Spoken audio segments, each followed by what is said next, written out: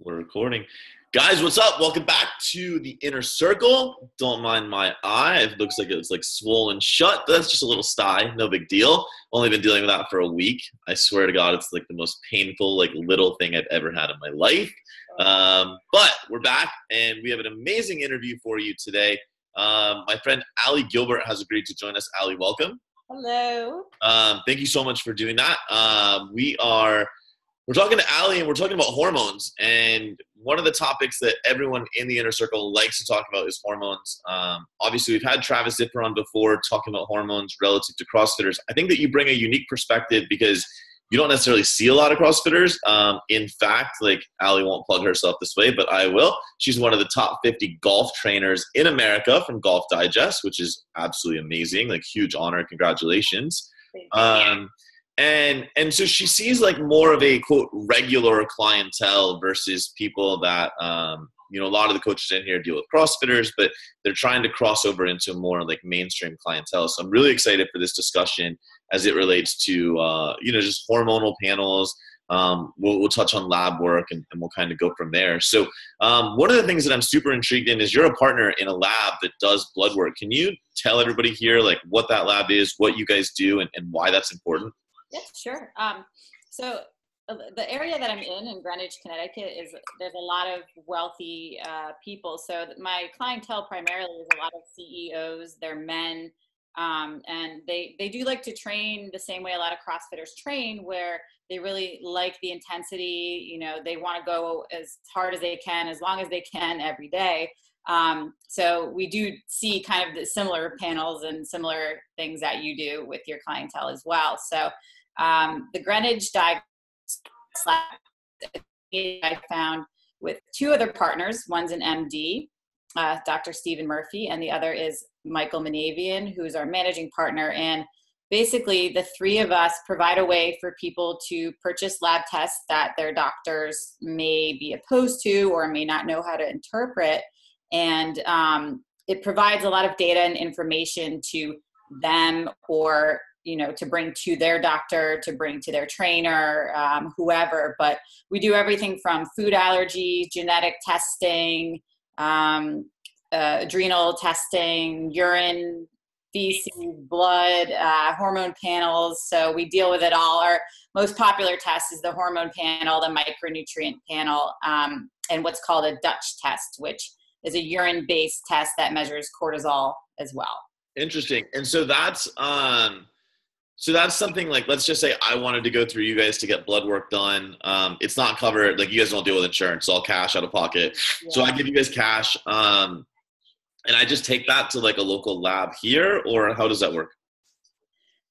So based on where you live, we can help you find a lab that you can take the kit that we can drop ship to you, and then you can take it and get it drawn. The Dutch test, you don't have to go anywhere.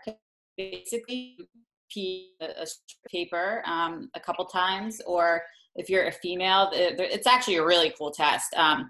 If you're a female, there's one that's called the cycle mapping test that measures your hormones throughout your entire cycle, because it's always hard to hit right in a day 18 to 22, or if somebody's irregular, which a lot of females who are under duress are. This measures it throughout the entire cycle. So you would be peeing on a strip every morning for 28 to 30 days, or however long your cycle lasts, and it measures all the metabolites of testosterone, estrogen, cortisol, and so you can see how your body's converting DHEA, pregnenolone, and then the cortisol pattern. It doesn't just measure free cortisol, which is what saliva tests do, but it also measures metabolized cortisol. So it's good to see both. So you really get a big picture of how stress is affecting your body, what your pattern looks like, and all that. So that's super interesting. I might be hitting you up for that. And obviously, like, we run tests like that as well. Like Travis has some tests that he runs, but I'm always a fan of doing as many tests as I can on myself, just because I've always been my own guinea pig and I think it's really fun. But so obviously, like, this is the world you live in. Like, you live in lab work, you're treating people all the time. Like, you've spoken at conferences. What do you think is like the most common thing you're seeing? Because, in CrossFit, like, I've been a big proponent of the fact that we're just living in an abundance of stress. Like, we're we're beating the shit out of ourselves, and that in and of itself is a massive amount of stress. And then we're just not taking into account the stress of Western civilization. But what's the biggest thing that you're routinely seeing? You broke up a bit. I said, what's the biggest thing that you're like routinely seeing? Obviously, like I said, on the CrossFit side, like we're beating the shit out of ourselves. Like, we're really not taking into the account, like the stress of life in addition to the stress of CrossFit. But, living in like the world you live in, like, let's call it like, upper class, like, Greenwich, Connecticut, right? Like, what kinds of problems are you seeing there? Because I really think the problems are similar across the board environmentally. God, yeah. So we're all addicted to our phone, and it's like, for me to tell, a lot of these high-powered men, all right, you need to shut your phone off 2 hours before you go to bed. That's very unrealistic. So right. I'm dealing with very narrow parameters because they have to drink alcohol at certain events. They don't sleep a lot. They want to work out really hard because it makes them feel good, and it's ironically stress out for them. And with the CrossFitters too, we've had a few CrossFitters as well, where if you have competitions coming up and everything, you have narrow windows and parameters, and people work and they have stress of life. So the biggest thing is sleep. And it's the most boring thing to talk about. It's the most unsexy thing to talk about, but I found if we can make sure that people are doing everything in their power to combat the stress that they've encountered in a day, it helps a lot. Now, how do they do that? A big one is supplementing with magnesium, because that's one of the largest depleted nutrients, as you know. And I tell people, just go to bowel tolerance. Don't even, start with the recommended dose, which is usually like 200 to 300 milligrams, but that's usually not enough, especially with our type of clientele. And then if they need more help, maybe throw in some ZMA as well, some ashwagandha, to bring the calmness in. I'm interested in your take on ZMA. And so I have never, and this probably flies in the face of 99% of people out there, but I've never actually prescribed ZMA. And so Poliquin did studies back in the day where they showed interference of zinc and magnesium. And so what I've actually found empirically with myself and with some clients is ZMA will knock my ass out. Like, I will be in REM sleep like a motherfucker in like an hour, but then like 3 hours into sleep, I will wake up so alert that I think I just got 10 hours of sleep, and it's like 2 o'clock in the morning. This is with what? It broke up. This is with ZMA. Oh yeah. So like what I was saying is, like, I think Poliquin did studies where zinc and magnesium interfered with one another. And so I've never actually prescribed it. If people want to use zinc and magnesium, I prescribe zinc in the morning, magnesium at night. What are your thoughts on that? I would agree with that. I've never, tried it that way. I find especially with the calcium absorption. Yes. And most people have to take vitamin D. And if they can take vitamin D with K2, then that can kind of help combat with the channels of all these nutrients that have to be shuttled. Yep. But I do find that people react to it very differently. That's why I'm very heavy on the magnesium first. Melatonin, but melatonin in like 0.5 or 0.25 milligrams, not 10. I literally just had a client come to me saying they took 10 milligrams of melatonin, and I was like, okay, so actually it wasn't a client. I was in a gym, and I was literally squatting. And I was like, I think I had it was over 400 pounds on my back, right? And I got halfway up my squat, and I heard this girl say 10 milligrams. And I was like, what? Like mid squat. Like, I was so fucking like blown away. What the fuck are you talking about? Dude, I'd be drunk and asleep if I did that much. I don't even know what it would do to me, but I don't want to find out. Like, no.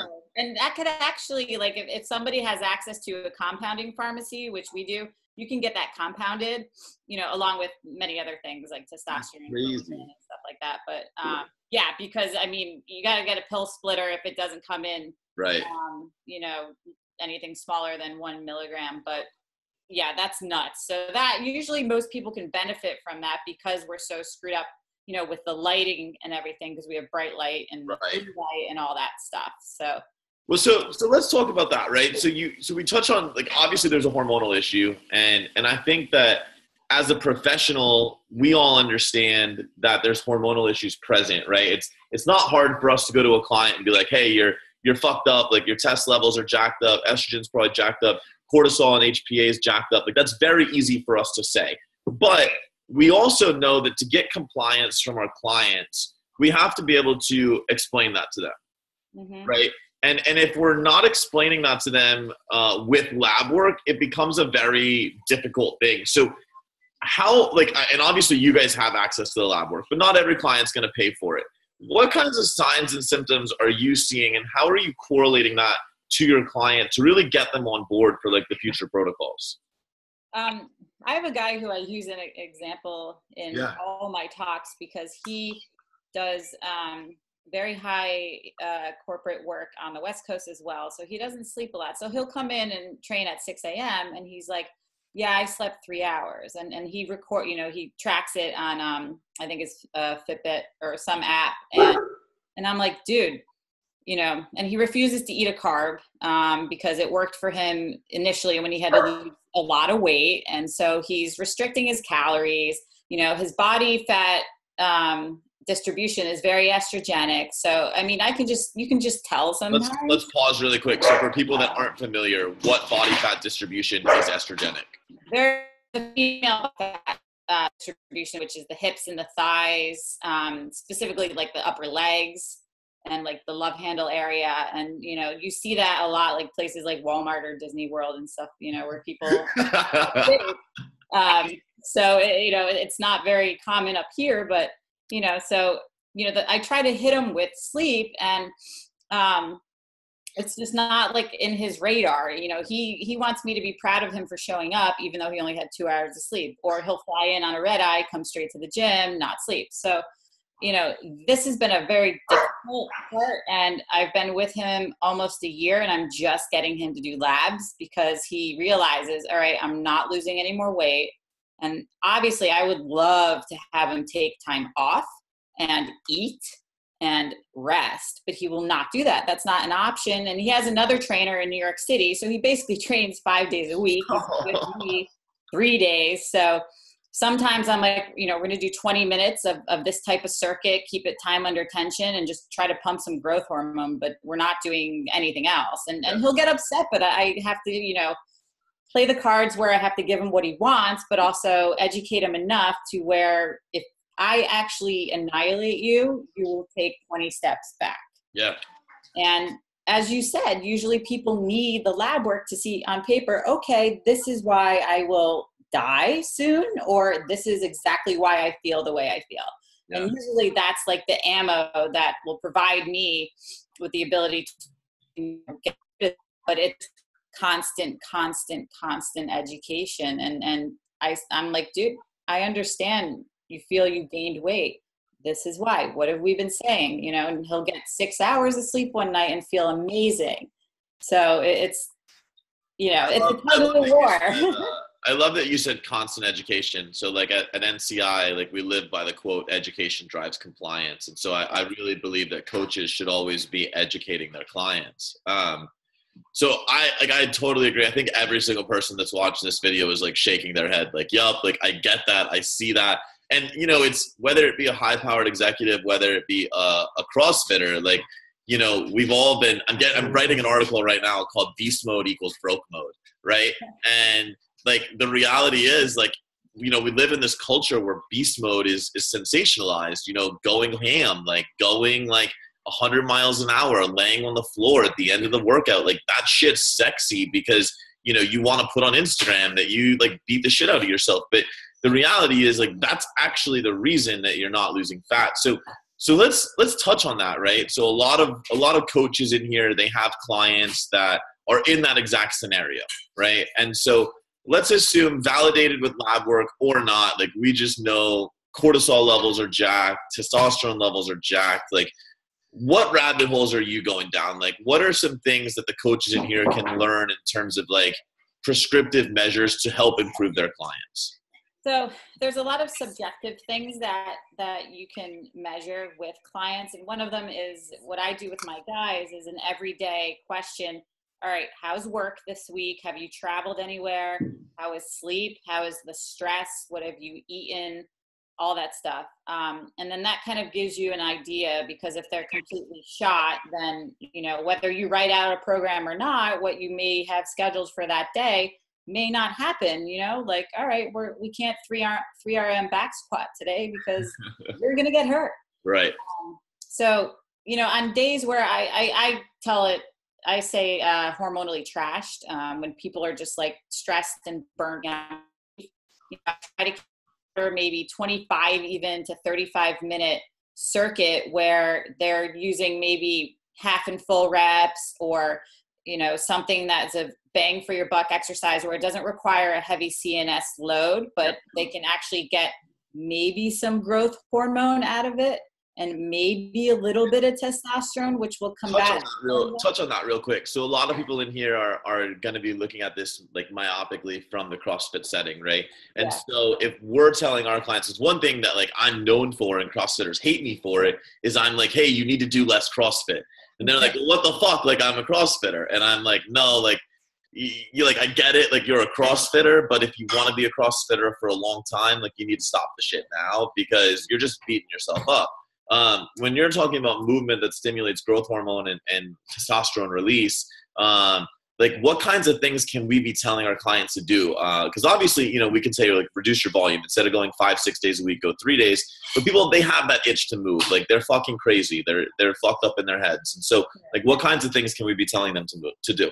Ideally, it'd be great if we can be like, go take a walk, and they actually do it, and that's it. Yeah.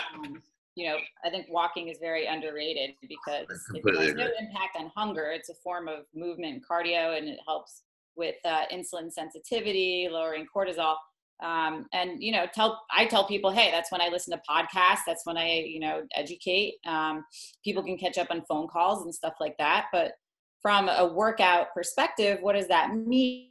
At least you have to lift something very heavy, you know, like 5 sets of, you know, 10 reps. And that's really not always going to happen. So what else can we bank on? Well, GH is usually released with a little bit of higher reps and things like drop sets or pump sets, or, you know, bodybuilding terms. Like bodybuilding, like hypertrophy type work. Yeah, like hypertrophy work. Yep. Because cortisol's not bad, but when it's released with growth hormone, testosterone, IGF-1, it's very potent as a fat burner. So if we can take advantage of it being high during this workout time and get some other hormones thrown in that soup to provide us with that, that would be awesome. And then we have to really focus on bringing it down after the workout, and however somebody wants to do that, whether, you know, you feel carbohydrate intake, walking, you know, something that's calming. But you know, it's more the duration that's going to have the biggest impact from a stress perspective, than the intensity. So I'd rather somebody do something a little more intense, not an all out Metcon, but, you know, 20 to 30 minutes of, all right, let's do like half and full goblet squats, you know, go down to the bottom, go back up. That's going to be, you know, pretty nice growth hormone release. Even, you know, have them go on some machines if they feel like it, but, you know, doing a movement pattern, pick 5 things, circuit through it, boom, done, you know. So they could do something that, like, so CrossFitters would perceive this to be like OPEX has coined this, like, map work, like, but like basically aerobic kind of 20 to 25 minute, like an aerobic setting. They could do like higher intensity movements in that aerobic setting, but really you're not trying to get anywhere near red line. And you're really not going towards that maximal intensity. So you're controlling duration. You're also controlling effort. So subsequently, like, if we look at that from a physiology standpoint, you're controlling cortisol release. Yeah. Which is fantastic. So then you touched on recovery from that. And that's kind of where I want to go next is, obviously I'm a huge fan of carbohydrate post-workout. And I was, you know, I think for so long, it's just been misunderstood. Everyone's thought carb increase or carb intake post-workout relates to glycogen replenishment. I think that we're finally in an age where we understand that's not it. It's really more about like hormonal recovery, shutting off that cortisol response. So let's just say like that same client that comes to you, right? And this is one that I think like we're all going to see. We're all going to get like that busy professional that's going to come to us that their hormones are fucked, like, and we can confirm that with lab work or without, right? let's say arbitrarily that we kind of get them to balance with us, pull back a little bit on CrossFit, but not as much as we really want. What are we doing diet-wise? Because they're like, you know, like you said, your guy has to drink at social settings a couple times a week. Like his sleep is very challenging. What kinds of dietary and lifestyle prescriptive things are you giving him? What kinds of things are you compromising on? And like, what are your like non-negotiable things? Well, I do try to get people to up their vegetable intake significantly. Okay. And talk to me about that. Like what is that working on? So whether they do lab work or not, micronutrients are usually heavily depleted through hard training and stress. And the only way to really replenish that or replete that is through vegetable intake, you know, or potatoes, stuff like that. Interesting. I like that. That's huge. Yeah, that's a way to get that in them because like I made a post the other day, like I have one guy who refuses to eat less than 5 Quest bars a day. And I'm like, first of all, my stomach hurts. Yeah, like that just like that instantly sends me to the toilet without consuming anything. Oh my God. And like, you know,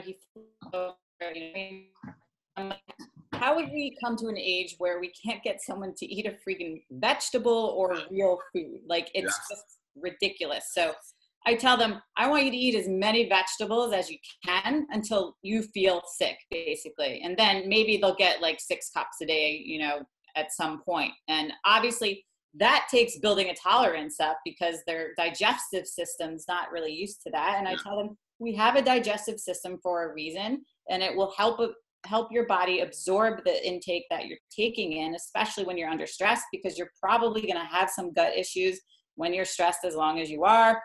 And the more vegetables we can get in you, the better. Obviously, protein intake, I like to keep relatively high.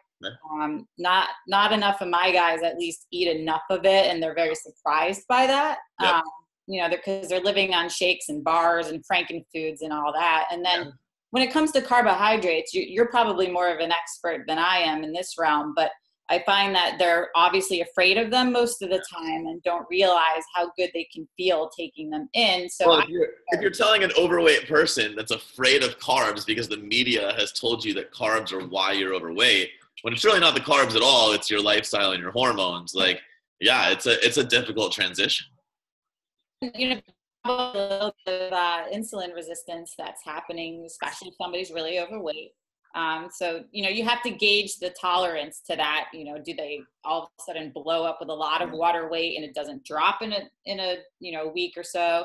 All right, then maybe we're dealing with some issues. Does their stomach really hurt? You know, and then I try to dose it a little bit, and I start post-workout with them because I know that's when they're the most insulin sensitive, as you know. And then, you know, kind of go from there and then get them up as high as we can, because I feel that they will run better and more efficiently because the brain and the body works on glucose so well. Yeah. But everybody, as you know, has, you know, their own opinion, and they work very different from a physiological perspective. And obviously you, I'm sure, get always bombarded with the, what do you think of keto? And I just think it's like, I mean, I just think physiology is physiology, right? Like we know that, you know, in absence of carbohydrates, cortisol can peak. Like it's just science, right? Like we don't need to sit here and belabor that point. It's just, you know, insulin is the shutoff valve to cortisol. Like we know that, like even ketogenic based protocols, like Kiefer's carb backloading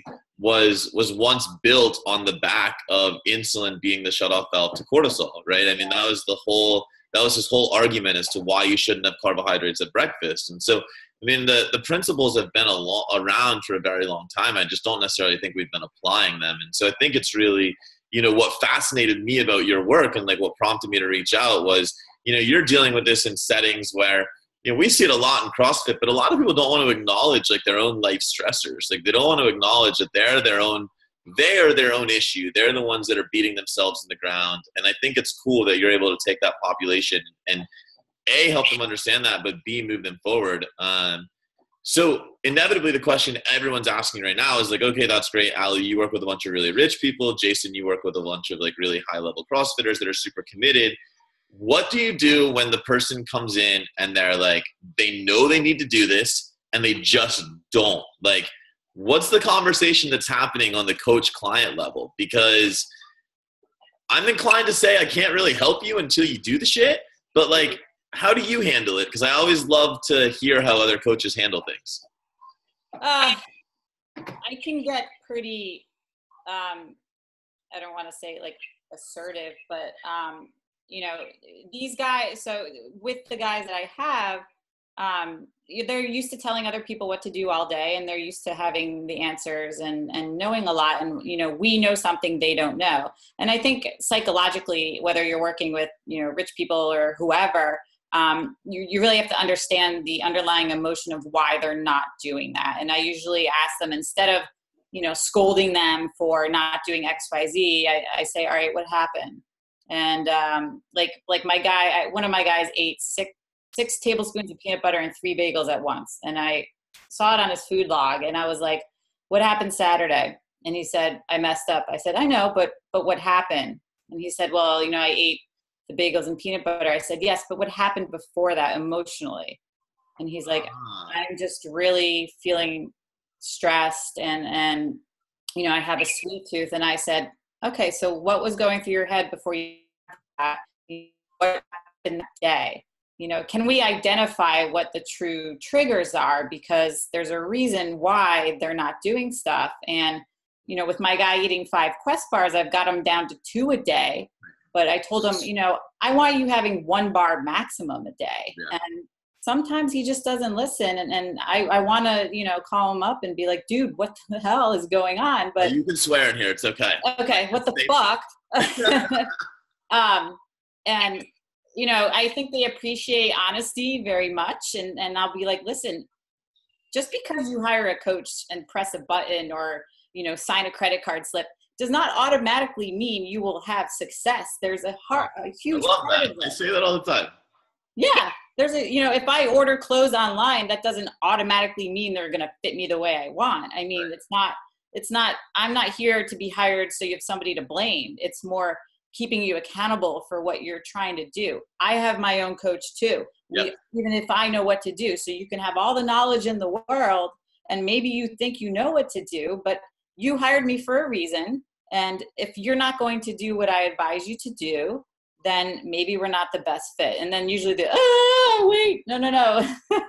So I love that. So just to summarize what you said, number one, don't be afraid to be authoritative. And I think I think that every coach in here, right? It's a confidence game. You're very well educated, and I think I would agree, and you would likely agree as well. The more knowledge you gain, the more experience you have, the easier it becomes to be authoritative, right? But for those coaches in here that are new, be authoritative on the front end. You're the coach. They came to you. You're the expert. And you're actually handcuffing yourself if you're not being authoritative, because you're just allowing them to continue on and not see results. We know unequivocally these changes have to happen. And if they don't, then no one's going to see results. You, the coach, aren't going to be able to create it. The client's not going to be happy. And it's just going to be a poor relationship long term. Number two, don't flip the script overnight. Use the example of your guy with 5 Quest bars going down to 2 now. Clearly there's a transition there. Don't try to make people change overnight. They've had these habits for a very long time. They're probably emotionally tied to them in some way. And, don't create a gnarly emotional experience over something that doesn't have to be so emotional.